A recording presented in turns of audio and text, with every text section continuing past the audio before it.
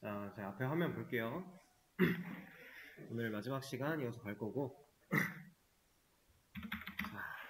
아티클 테이블에 데이터를 넣어라. 우리가 어떤 데이터를 넣어야 될지 이게 알려주고 있어요. 이거대로 넣을 겁니다. insert into article. 자, 내가 세팅한 대로 넣을 거야. arigsdate에다가 now 함수의 결과 넣어줄 거고, 타이틀에다가 제목 넣어줄 거고, body에다가 내용 넣어줄 거야. 자, 우리 지금 테이블 만들었던 아티클은 컬럼이 4개였어요. id, arigsdate, title, body. 근데 지금 insert를 한다고 했는데 id를 넣은 적이 없죠. 그러면 id 컬럼에는 값이 뭐가 들어갈까요?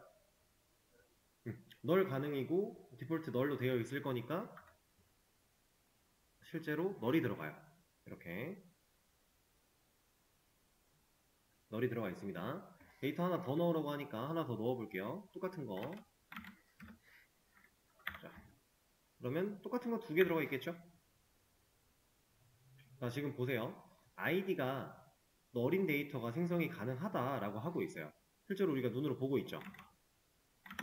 근데 우리가 id라는 컬럼 자체는 고유한 식별 값으로서 사용하기 위해 만들었던 거고, 베이직 아티클 매니저 하면서 했던 방식을 생각해 보면 last article id라는 변수를 만들어서 이제 자동으로 값이 증가되게끔 처리를 했었단 말이에요. 중복되는 값 없고 절대로 값이 비어 있을 수 없고 이런 몇 가지 것들이 있었어요. 그러한 개념들을 사용하기 위해서 우리가 일단 하나씩 단계를 밟아 나간다라고 보시면 되는 건데, 일단 너를 허용하지 않게끔 바꿀 거예요. 왜냐면 널이라는 건 데이터가 없다라는 얘기인데 id 컬럼은 데이터가 없으면 안 되는 거였으니까.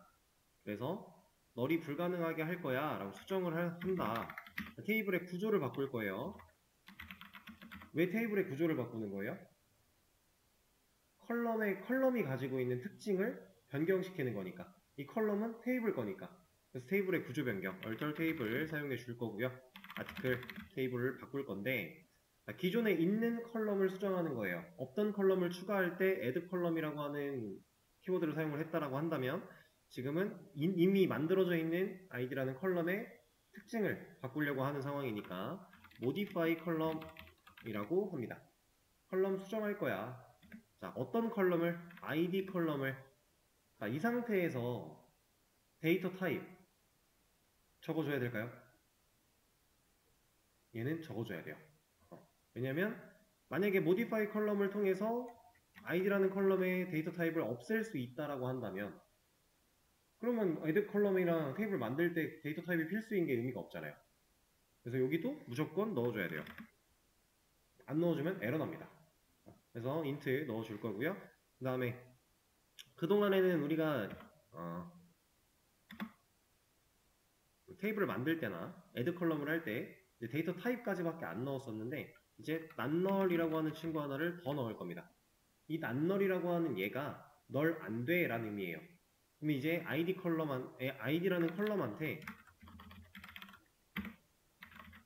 id라는 컬럼에게 제약사항을 추가하는 게 되는 거예요. not null이라고 하는 제약을. 제약사항이라고 하는 거는 뭔가 못하게 막는 거죠. 네, 실제로 그 역할을 하는 거예요. 널 안 돼. 이제부터 널 불가. 라고 얘기를 하는 이 제약사항을 추가할 거다라는 거고, 제약사항에는 종류가 되게 다양하게 많습니다. 근데 많은 제약사항 중에서 우리가 하나씩 알아보고 있는 것 중에 첫 번째가 널 안 돼 라고 하는 친구예요. 근데 지금 잘 보시면 별도의 구분자가 없는 상태에서 띄어쓰기 가지고 우리가 구분을 하고 있었는데, 란널 같은 경우는 얘네 둘이 이미 한 칸을 띄었죠. 그럼 이게 제약사항이 지금 2개야? 이건 아니에요. 란널은 그냥 타이핑을 하면 한 덩어리예요. 이건 알아서 인식을 하는 거니까 우리가 어느 정도만 잘 인지하고 사용하면 됩니다. 그리고 컬럼을 수정할 때 컬럼의 위치도 바꿀 수는 있어요. 근데 지금 id의 위치는 바꿀 필요가 없겠죠. 그러면 안 쓰면 돼요. 그래서 이렇게 커리를 날려주면 얘가 지금 성공은 했는데 워닝이 나왔어요. 근데 왜 워닝이 나왔지? 하고 메시지를 좀 읽어보면 이거 아까 봤던 거네요. truncated, 잘렸다란 얘기죠. 왜 잘렸을까요? 자, 지금 이미 널이 들어가 있었어요, 원래. 근데 우리가 널 안 돼 라고 컬럼에 제약을 걸었어요. 그럼 이미 들어가 있던 널들은 어떻게 해요? 피해를 보겠죠.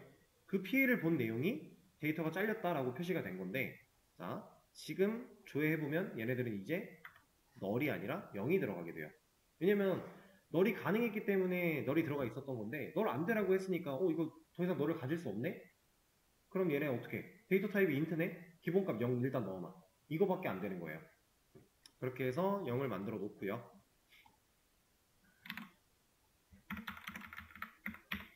그리고 이제 일단은 이 상태가 됐는데 절대로 중복되는 값이 있으면 안 돼요. last article id라고 하는 그 변수도 중복되는 값을 안 만들려고 우리가 자동 증가 로직도 만들고 get last id 뭐 이런 걸로 통해서 처리를 했었는데 중복되면 안 됩니다. 그래서 얘는 primary key라고 하는 걸 추가하래요. 자, primary key라고 하는 거 이제 드디어 개념이 제대로 나올 겁니다.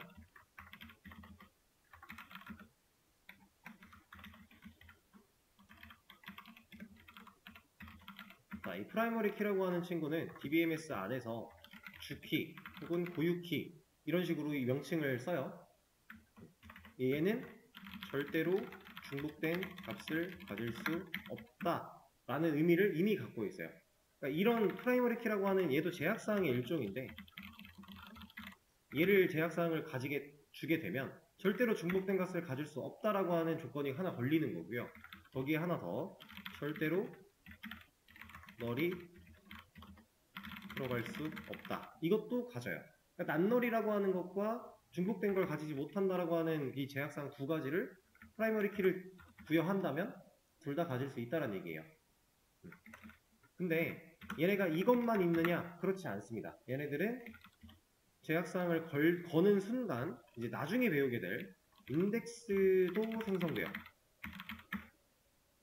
이 인덱스라고 하는 건 우리가 이제 반복문에서 사용하는 그 인덱스, 뭐 배열에서 사용하던 인덱스 이런 거랑 뭐 결은 비슷한데 조금은 달라요. 그래서 이런 인덱스도 생성이 된다. 그리고 이제 나중에 또 배우게 될 조인 시에 테이블들 간의 관계를 이어줄 키 역할을 한다. 자, 프라이머리 키 하나만 제약사항을 추가하면 이러한 역할들을 다 해요. 생각보다 상당히 중요한 애입니다. 근데 이 녀석은 테이블 안에 한 컬럼에만 부여가는 그러니까 한 테이블, 아티클이라고 하는 현재 테이블 안에서 아이디한테 프라이머리 키를 부여한다고 치면 얘네들은 프라이머리 키를 못 준다라는 거예요. 하나밖에 안 되니까 테이블당 하나씩 그게 PK입니다. 프라이머리 키 얘는 이제 줄여서 PK라고 보통 얘기를 해요. 그래서 이런 제약사항을 추가할 것이다. 자, 테이블 구조 변경이니까 또 얼털 테이블, 아티클 테이블 안에 있는 이제 원래 우리가 배웠던 개념을 사용을 한다면 modify 컬럼, 이미 있는 id라는 컬럼의 제약사항을 추가하는 거니까 modify 컬럼을 사용해서 이렇게 추가를 해도 가능해요. 문법상 문제는 없는 거예요. 가능한 건데 지금 여기서는 add primary key라고 하고 있죠. 얘는 이렇게 쓰는 겁니다. 이것도 키를 추가하는 방식이에요. 둘 다 가능해요. 얘는 위에 거 modify 컬럼은 id라는 컬럼을 수정할 건데 이렇게 갖고 있던 얘네에다가 primary key라는 걸 더 추가할 거야 라는 느낌이고요. 얘는 애초에 컬럼 수정이나 이런 게 아니라 primary key는 좀 특별한 친구라서 별도로 이렇게 추가해 버릴 수 있어요. add primary key라고 하는 이거 자체가 키워드인데 이 키워드를 사용하면 article 테이블 안에 있는 누군가에게 primary key를 부여할 거야 라는 뜻이고 그 누군가가 id가 되는 겁니다. 여기에는 컬럼명이 들어간다는 얘기겠죠. 자, 이거 두 개가 가능하고 그리고 이것도 가능해요. 애초에 테이블을 만들 때 제약사항들은 테이블을 만들 때 한 번에 줄 수도 있어요. 데이터 타입 뒤에다가 낱널 가능한 거고요. 프라이머리 키 이런 거 가능해요. 그리고 이거 말고 프라이머리 키는 이것도 가능해요.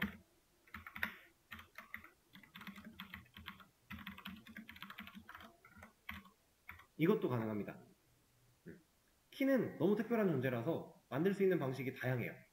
그리고 지금 제가 알려드린 이 4가지 방식 말고도 더 있어요. 근데 그런 것들까지는 사실 잘 몰라도 돼서 지금으로서는 그냥 이 상황에 맞게끔 얘로 한번 추가를 해보도록 하죠. 근데 얘 실행하면 뭐라고 할 거예요. 에러가 나버려요.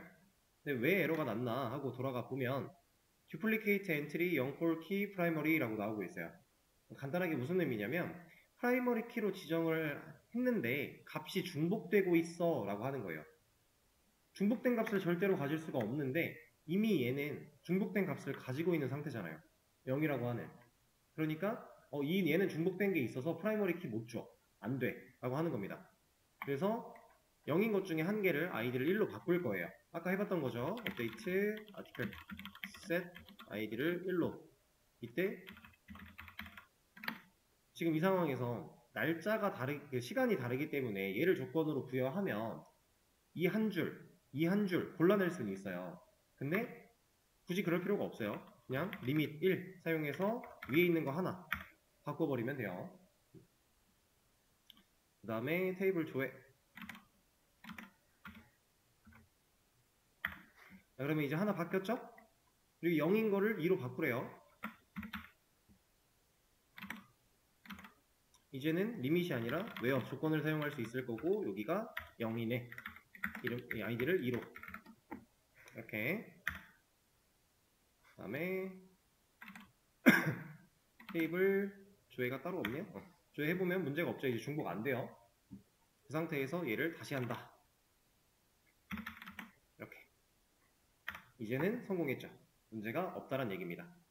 자, 그리고 조회를 해보면 딱히 여기서 이 상태에서는 딱히 뭔가 없어요. 근데 테이블 구조를 까보면 변화가 생겼죠. 아까 난너를 추가했기 때문에 널 no 들어가 있는 거고요. 프라이머리 키를 지정했기 때문에 키라고 하는 부분에 pri가 들어가 있는 거예요. 얘가 이제 프라이머리 키에 대한 약자 정도라고 생각하시면 됩니다. 이 UI가 제공하는 다른 UI들은 이 SQL YOG 말고 다른 애들은 PK라고 써 있는 것도 있고요. 다른 표현으로 되어 있는 것도 있어요. 근데 얘는 이 SQL YOG는 PRI 이렇게 표현을 하는 겁니다.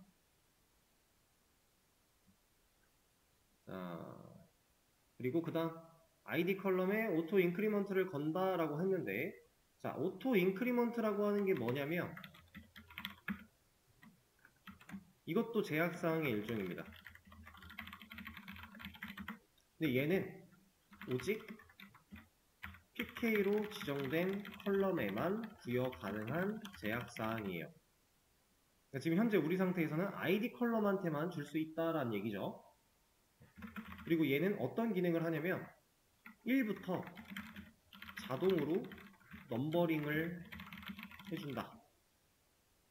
자, 이 오토 인크리먼트 PK라고 우리가 프라이머리 키를 지정했다고 해서 데이터 인설트를 하려고 할 때, 이렇게 인설트를 하려고 할 때 ID 컬럼에 값을 안 넣으면요, 얘는 뭐라 해요. 이제 값이 안 들어있을 수 없는 앤데 값을 제대로 넣어야지 라고 이런 식으로 뭐라고 할 건데, 이 오토 인크리먼트를 부여를 하면 얘가 우리가 인설트 할 때 별도로 추가하지 않아도, ID 컬럼에 대한 값을 명시하지 않아도 알아서 1부터 1, 2, 3, 4, 5, 6, 7, 8, 9 이런 식으로 값을 넣어줍니다. 더 이상 우리가 직접 관리할 필요가 없어지는 거예요. 그러다 보니까 이제 PK한테만 부여가 가능한 제약사항이고요. 그래서 ID한테 얘를 부여한다.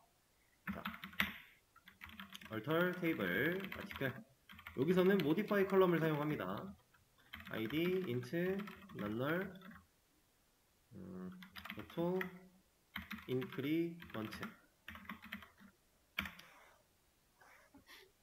자, 지금 제가 원래 기존의 컬럼을 수정할 때 앞에 있는 거, 우리가 그 전에 들고 있던 거, 이런 속성들을 다 썼었어요. 근데 지금 프라이머리 키를 안 적었죠. 얘 지금 프라이머리 키 가지고 있을 텐데 프라이머리 키는 여기에 적어주면 에러 나요. 보세요. 왜 에러가 났냐? Multiple Primary Key Define. 이미 id라는 컬럼으로 PK가 지정되어 있는데 너 또 얘를 PK로 지정하려고 해? PK는 하나밖에 안 돼. 라고 하는 겁니다. 자, 근데 낱널 같은 거 한번 지워볼게요. 제가 만약에 이렇게 한다. 그래도 하긴 달라질 게 없구나. 이거는 다른 컬럼 가지고 테스트를 해봐야겠네요. 이유는 우리가 DSC 어디 만들어놨더라? 여기 있다. 여기서는 딱히 변화가 없는데 제가 그냥 하나 보여드리겠습니다.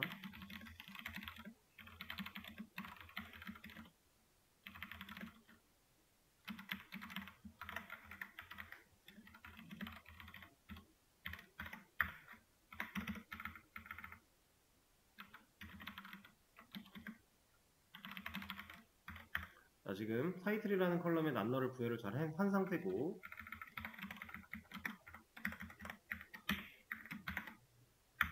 다시 수정한다고 하면서 낱널이라고 하는 걸 빼버렸어요.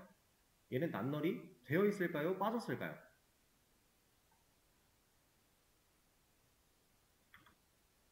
얘는 낱널이 빠져요. 그러니까 우리가 모디파이 컬럼을 할 때 기존에 들어있던 이런 제약사항을 빼버리면 없는 상태로 이 컬럼을 수정하겠다는 의미가 되는 거예요. 근데 프라이머리 키는 특별한 애라서 걔는 빼는 게 맞습니다. 걔는 중복으로 또 들어가려면 뭐라고 하니까. 낱널처럼 지금 빠졌을 때 얘가 다시 널이 빠져버리면 프라이머리 키도 빠져버리면 안 되니까. 프라이머리 키는 또 입력하지 않아요. 이거 하나 보여드리려고 한 거고.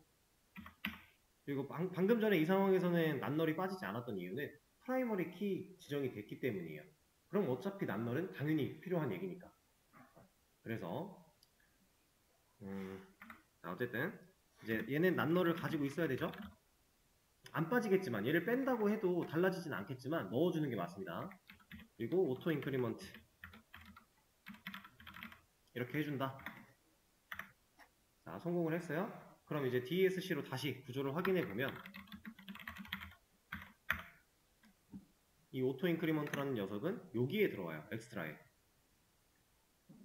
얘는 이제 여기 널 가능, 뭐 키 여부, 디폴트 값을 제외한 나머지 제약사항이니까. 그래서 여분, 엑스트라가 여분이란 뜻인데 나머지 이런 뜻이에요. 거기에 이런 제약이 들어옵니다. PK가 아닌 컬럼한테 이런 걸 부여하려고 하면 그냥 뭐라고 해요. 에러납니다. 너 PK 아니잖아. 이렇게 뭐라 해요. 그래서 이 오토 인크리먼트가 부여된 상태로 데이터를 하나 추가를 먼저 해보면 이런 거 하나 넣어 볼게요. 지금 원래는 데이터가 이렇게 들어있는데 이걸 추가한다. 문제없이 들어가요. 그리고 조회를 해보면 알아서 3이 들어가 있어요. 원래 기존에 1, 2가 있었기 때문에 얘가 판단하고 그 다음은 3이네? 하고 3이 들어가요. 근데 만약에 이것도 하나 보여드릴게요.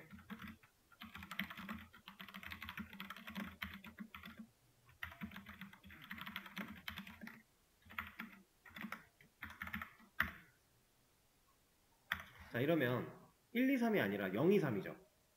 이 상태에서 이거 넣으려고 하면 들어는 가요. 근데 이러면 4로 들어갔구나. 아, 이게 지금 이미 걸려있는 상태이기 때문에 조금 애매하다.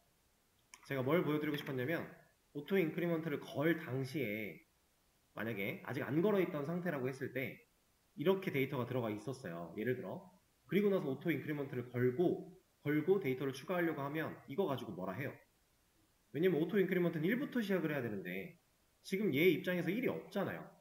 그러면 이거 1 들어가야 되는데 근데 이거 좀 문제 있는데? 하고 뭐라고 해요. 그런 걸 보여드리고 싶었는데 지금 이미 상황이 늦었네요.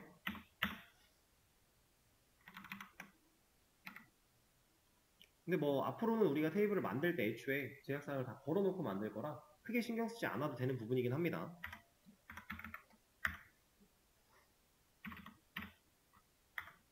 문제없이 다시 바꿔놨고요. 그 다음에 자, 지금 현재 낱널이 걸려있는 거는 ID 컬럼밖에 없는데 RED 데이트, 작성일 같은 것도 널일 수는 없겠죠? 우리가 글을 썼는데 작성일이 널이야 말이 안 되는 상황이에요. 그리고 글을 썼는데 제목이 널이야 말이 안 돼요. 바디가 널이야 말이 안 됩니다. 다 낱널이 들어가는 게 맞다는 얘기죠. 그래서 나머지 컬럼에 다 낱널을 적용해라.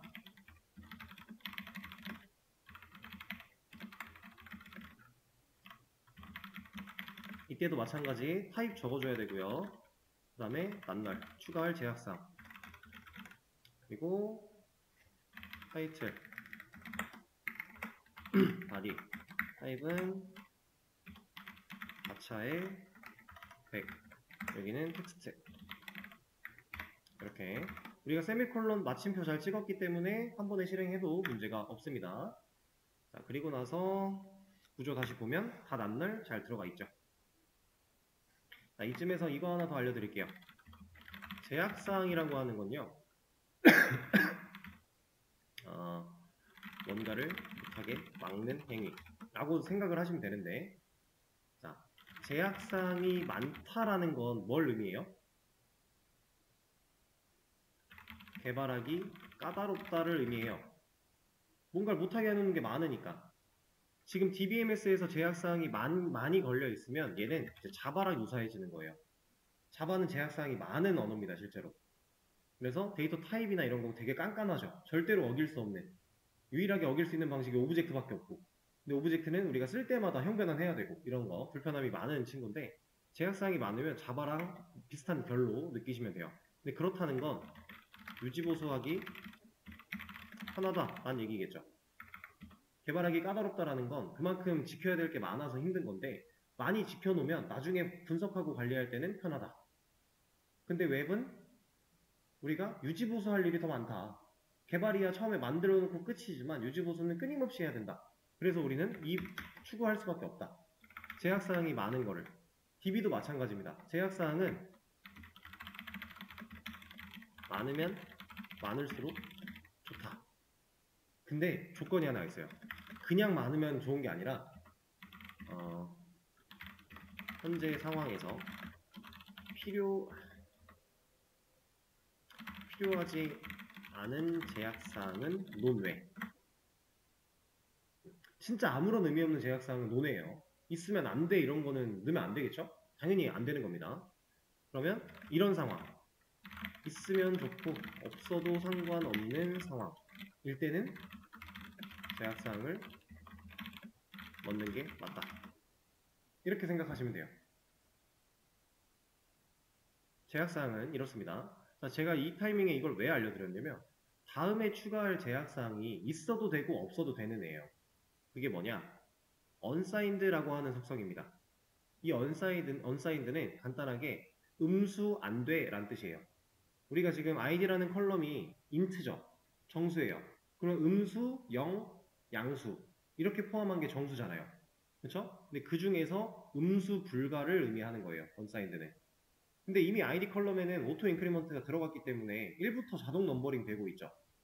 그러면 음수 불가를 안 넣어도 우리가 관리하는데 큰 문제가 있지는 않아요. 대신에 오토 인크리먼트가 들어갔다고 해도 우리가 값을 넣을 수 있어요. 그러니까 알아서 증가시켜 주니까 값을 못 넣어 이런 개념이 아닌데, 여기다가 이렇게 넣겠다라고 하면 -1이라는 id를 가진 게시글? 이거 좀 이상하죠. 그렇기 때문에 음수 불가를 아예 제약사항으로 걸어버리는 겁니다. 자, 다시 내려가서 제약사항 추가하려면 얼털 테이블, 왜냐면 이미 만들어져 있는 컬럼을 바꾸는 거니까, 이게 id, 이게 int, 낱널, 그리고 오토 인크리먼트도 그냥 유지 해줍니다. 여기 이제 unsigned 추가해야 돼요. 그동안 해왔던 방식 생각하면 unsigned 여기다가 우리가 넣을 수 있겠죠? 근데 이게 안타깝게도 불가능해요. 근데 이게 왜 안 되냐면, unsigned라고 하는 이 음수 불가라는 이 속성은, 이 제약사항은 데이터 타입과 밀접한 관계가 있어요. 자, 우리가 테이블의 구조를 까보면 지금 여기 그 어디에도 unsigned에 음수 관련된, 음수냐 양수냐 이런 거 관련된 컬럼이 없어요. 그러면 우리가 지금까지 알고 있던 상식대로만 보면 여기로 들어오는 게 맞죠. 근데 이 unsigned는 데이터 타입과 연관이 짙기 때문에 여기로 들어와요. 근데 잘 보세요. 컬럼명, 데이터 타입, 그 다음 널 관련된 내용, 키 관련된 내용, 이건 우리가 아직 안 했고, 오토 인크리먼트. 자, 우리가 제약사항을 추가한 순서를 보세요. 컬럼명, 데이터 타입, 널 관련, 오토 인크리먼트. 이 순서대로 가지 않나요? 그쵸? 근데 언사인드 위치가 여기래요. 그래서 이 언사인드는 데이터 타입의 뒤에 와야 돼요. 얘는 타입과 밀접한 연관이 있는 친구라서 무조건 데이터 타입 바로 뒤에 와야 됩니다. 그러니까 우리가 제약사항을 추가할 때도 이런 식으로 따져야 되는 애가 있고 안 따지고 그냥 쓸 수 있는 애가 있어요. 근데 기본적으로는 이 흐름을 따라가는 게 맞으니까 어느 정도 순서를 맞게 적어주는 게 맞다. 그렇게 알고 계시면 돼요. 그래서 언사인드를 이렇게 놓으면 추가가 잘 됩니다.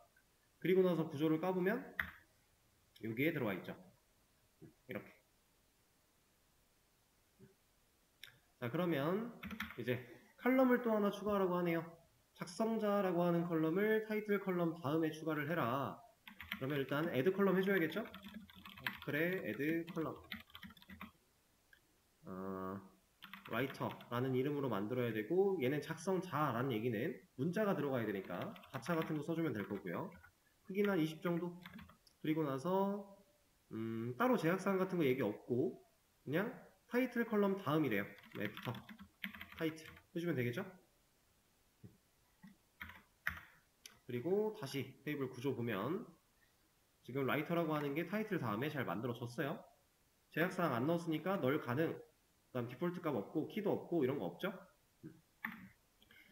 자, 작성자 컬럼이라고 하는 친구의 이름을 닉네임으로 변경해라 라고 하고 있는데 지금 여기가 힌트입니다. 이게 우리가 사용해야 될 키워드들이에요. 자, 아티클 테이블에다가 구조 변경할 거야. 누구를 아티클 테이블을 뭐 할 건데 change 할 거야. modify랑은 조금 달라요. change 할 거야. 뭐를? 이 old name이라고 하는 부분에 기존에 있던 이름을 넣어주면 되고요. new name이라고 하는 부분에 내가 바꾸고자 하는 이름을 넣어주면 돼요. 그리고 나서 타입, 얘는 뭐겠어요? 데이터 타입. 가차 20 넣어주면 되고요. 조건, 제약사항을 얘기하고 있는 겁니다. 근데 우리 제약사항 지금 딱히 걸려있는 거 없죠? 그럼 이렇게 실행해주면 돼요. 그러면 테이블 구조 다시 봤을 때 더 이상 라이터가 아니라 닉네임으로 들어가 있죠. 컬럼의 이름 바꿀 때 사용하는 방식입니다. 그리고 닉네임 컬럼의 위치를 바디 밑으로 보내라. 그러니까 지금 여기 타이틀과 바디 사이에 있는데 바디 밑으로 보내라. 그러면 제가 아까 모디파이 컬럼 할 때 위치 바꿀 수 있다라고 했었죠? 가져와서 모디파이 컬럼 닉네임을 타입은 다차고 제약사항 딱히 없고 위치를 애프터 바디 이렇게.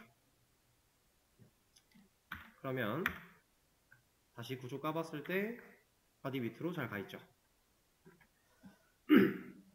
테이블을 처음 만들 때 우리가 컬럼과 데이터 타입과 제약사항 같은 거 최대한 많이 생각나는 대로 많이 넣을 건데 그렇게 만들었다고 해서 그 뒤에 내가 추가하고자 하는 내용을 못 추가해? 이런 거 절대 아니라는 거예요. 컬럼 이름 바꿀 수 있고 애초에 컬럼을 추가할 수도 있고 내용을 수정할 수도 있고 다 가능합니다. 컬럼을 지우는 것도 가능해요. 그런 것도 다 되니까 처음에 만들 때 최대한 설계를 잘해서 한 번에 만드는 것도 좋겠지만 너무 거기에 얽매일 필요는 없다 라고 이런 명령어들이 있으니까 라고 지금 알려드리고 있는 거예요. 자, 그러면 다음 hit이라고 하는 조회수 컬럼을 추가하고 삭제해라. 추가니까 add 컬럼 써줘야겠죠. hit 얘는 조회수 관련된 기능이니까 int 넣어주면 될 거고요. 숫자니까. 그리고 나서 조회수는 음수 필요해요? 필요 없죠? 그럼 언사인드 같은 거 넣어주면 되겠죠. 우리가 제약사항 필요할 때 많으면 많을수록 좋다라고 했으니까. 그리고 조회수 넣을 의미 있어요? 없죠. 낱널까지 이렇게. 자, 그러면 만들고 구조 봅니다. 잘 만들어져 있죠. 언사인드 들어갔고 노 들어갔고 근데 삭제하래요. 자, 삭제도 가능하다고 했습니다. 삭제할 때는 방식이 아주 간단해요. 드랍 컬럼이에요. 자, 근데 여기서의 이 드랍, 지금 우리가 하고 있는 일이 테이블 구조 변경, 테이블이 갖고 있는 컬럼 변경이에요. 뭐 수정이든 삭제든 어쨌든 컬럼을 건드립니다. 데이터보다 상위 개념이죠. 그러면 DDL이에요. 근데 DDL에서 뭔가 지울 때 제가 드랍 쓴다라고 했어요. 그래서 드랍이에요. 드랍 컬럼. 자, 근데 여기서는 이제 컬럼명을 적어주고 나면 끝. 더 이상 필요가 없어요. 왜? 뭐 이런 거 데이터 타입이나 이런 거 안 따져도 되나요?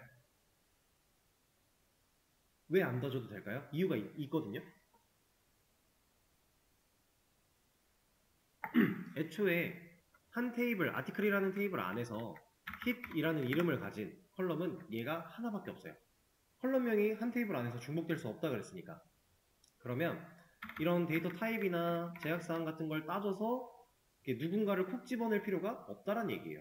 컬럼명만 적어도 어차피 하나밖에 없으니까 치울 때 문제가 없다란 얘기예요. 그리고 다시 구조 보면 이거 이제 여기다 갖다 놓읍시다. 하나. 자, 잘 지워졌죠? 더 이상 hit이 없습니다. 추가하고 저희가 봤었죠? 그리고 다시 추가하라고 하니까 추가해주죠.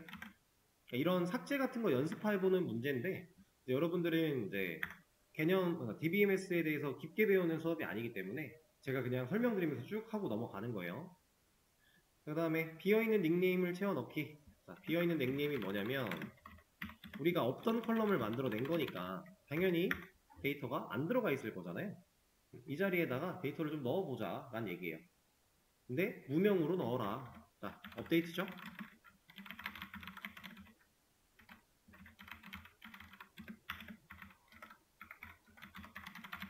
이렇게.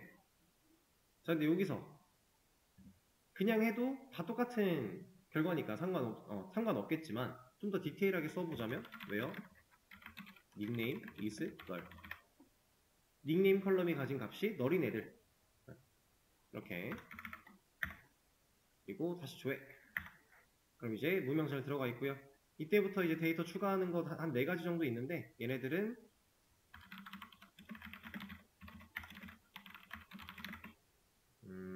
set 해서 줄바꿈을 안 할게요. 그냥 간단하게 넣는 거니까 이렇게 넣어주고 여기만 백팁. 한 번에 실행하기 위해 세미콜론 잘 찍어주고요. 그 다음에 이만큼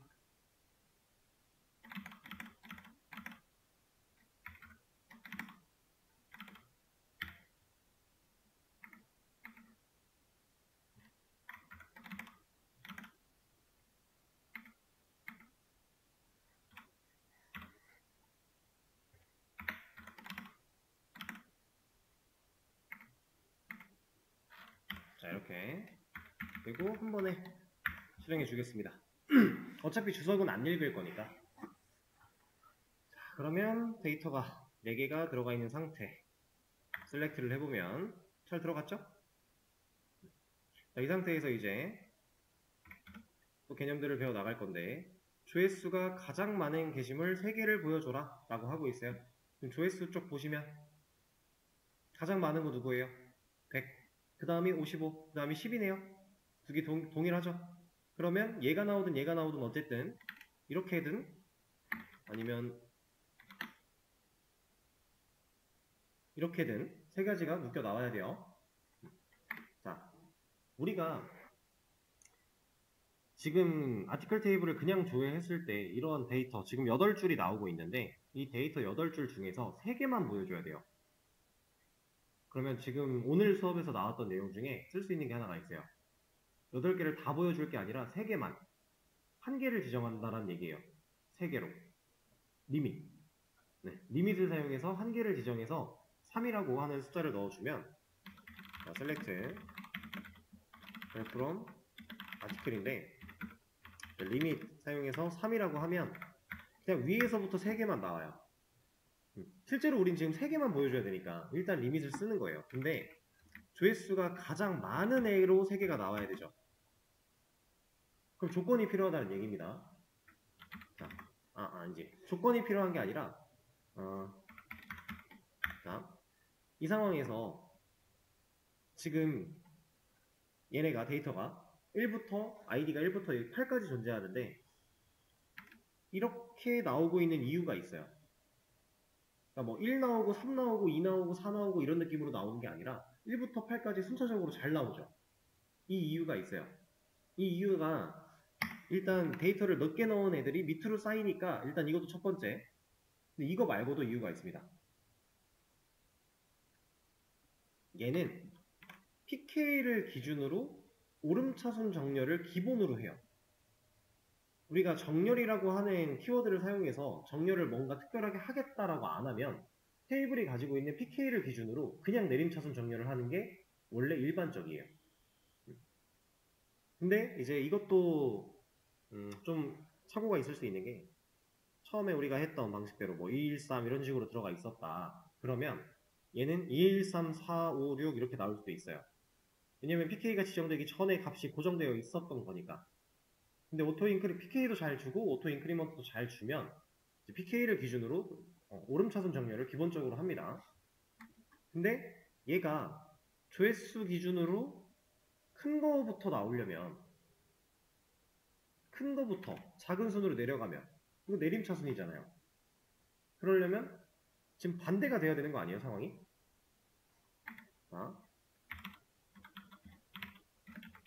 정렬의 키워드가 오더바이입니다. 오더바이를 사용하면 우리가 원하는 대로 정렬을 할 수 있어요. 근데 제가 원래가 pk 컬럼을 기준으로 오름차순 정렬을 하고 있었다라고 했었죠. 얘를 잘 보세요. 오더바이가 정렬할 거야 라는 뜻이고 어떤 컬럼 기준으로 할 거야? id 컬럼 기준으로 할 거야 라는 뜻인 건데 변화가 없어요. 원래 이거 가지고 하고 있었으니까. 근데 뭔가를 제가 추가로 썼죠. 그럼에도 변화가 없어요. 자, 이 ASC는 뭐냐? 어센딩이라고 해서 오름차순을 의미하는 겁니다. 그래서 나 정렬할 거야. id를 기준으로 오름차순 할 거야 라는 뜻이에요. 그러면 풀로 읽어보면 나 조회할 거야. 어떤 걸, 모든 걸, 어디로부터? 아티클로부터. 근데 정렬할 거야. 뭘 기준으로? id를. 어떻게 할 건데? 오름차순 할 거야. 이렇게 읽으면 돼요. 근데 얘가 만약에 이제 오름차순이 있으면 내림차순도 있는 건데 DESC라고 합니다. 얘는 이제 디센딩이라고 해서 내림차순을 의미하는 거예요. 근데 이 DESC는 우리가 여기서 많이 썼죠. 테이블 구조 까볼 때. 근데 이 상황에서의 DESC와 이 상황에서의 DESC는 얘가 알아서 다르다라는 걸 인지해요. 왜냐? 셀렉트를 사용한 조회 시점에 오더바이 뒤에 왔으니까. 이러면 내림차순의 의미로 얘가 생각을 해줍니다. 그래서 결과를 잘 보세요. id를 기준으로 내림차순 8부터 1로 순차적으로 내려가는 거예요. 근데 우리가 진짜로 정렬을 했어야 되는 건 id 기준이 아니라 조회수 기준이죠. 그럼 조회수 기준으로 내림차순을 해야만 이게 가능할 거예요. 어때요? 잘 됐죠? 근데 보세요. 얘네들은 값이 같아요. 그러면 조회수 기준으로 내림차순 정렬했을 때 홍길순과 홍길동이라는 이 친구들이 값이 같은데 얘는 홍길순과 홍길동이 막 랜덤으로 왔다 갔다 할까요? 같은 값이니까. 막 얘가 먼저 나오기도 했다가 제가 먼저 나오기도 했다가 이럴까요? 아니에요. 아무리 해도 얘는 고정이에요. 왜 그러냐? 얘를 기준으로 이 hit이라고 하는 컬럼을 기준으로 내림차순 정렬을 했을 때 얘네들이 동일한 값이 나와버리면 그 다음 기준은 pk를 봐요. 그럼 지금 여기 보면은 5랑 7이죠. pk 기준으로 오름차순 되고 있는 거예요. 그러니까 이건 항상 패시브로 딸려가는 겁니다. pk는 그런 역할도 해요. 그래서 상당히 특별한 친구. 자, 근데 그러면 제가 만약에 홍길순이 아니라 홍길동이 나왔으면 좋겠어요. 그러면 히트라고 하는 조회수 컬럼을 기준으로 내림차순 정렬을 한 다음에 얘네들의 위치를 바꿔야 되죠. 자, 이걸 먼저 하고 이 조회수 컬럼을 기준으로 내림차순을 하고 나서 구분자가 나왔어요. 하고 나서 id 컬럼 기준으로 다시 내림차순해. 그러면 홍길동과 홍길순의 위치가 바뀌었죠. 자, 얘는 어떻게 동작을 하는 거냐면 일단 조회수 먼저 나온 애를 기준으로 내림차순 정렬을 먼저 해요. 그리고 나서 동일한 값이 나왔을 때 그 다음 조건을 봅니다. 그 다음 조건이 id 기준으로 내림차순이니까 원래 처음에 정렬했던 걸 피해보지, 그 정렬했던 결과가 피해보지 않는 선에서 다시 이 정렬을 또 하는 거예요. 그러니까 아까는 5, 7이었던 게 이제 7, 5가 된 거죠. 그래서 최종적으로는 이렇게 작성을 해주면 나온다. 만약에 홍길동이 아니라 홍길순을 보고 싶었다. 그럼 이렇게. 이거는 이제 정렬을 한 컬럼 기준으로만 한 컬럼 기준으로만 할 수 있는 게 아니다라는 의미예요. 여러 컬럼 기준으로 정렬을 할 수가 있고 내가 써놓은 순서대로 앞에 있는 것부터 먼저 정렬을 해 나갈 거고 거기서 동일한 값이 있는 상황에 다음 기준을 볼 거고 거기서 또 동일한 값이 있으면 다음 기준을 또 볼 거고 이런 식으로 정렬을 해 나갈 수 있다라고 하는 얘기입니다. 자, 밑에 몇 개가 좀 남았는데 이 친구들은 내일 수업에서 시작할 때 여기 먼저 마무리를 하도록 하고요. 그리고 다음 내용을 들어가 보도록 하겠습니다. 오늘은 일단 여기까지. 제가 아까 말씀드린 것처럼 바로 또 이걸 활용하는 시점으로 넘어갈 거기 때문에 여러분들이 최대한 빠르게 복습 진행해 주셔야 되고요.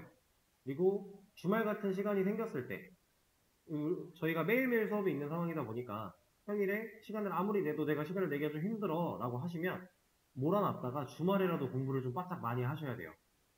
그렇게라도 하지 않으면 따라오기가 많이 벅찰 겁니다. 그러니까 복습 열심히 하시고 그러면 오늘 수업은 여기서 마무리하도록 할게요. 고생하셨어요.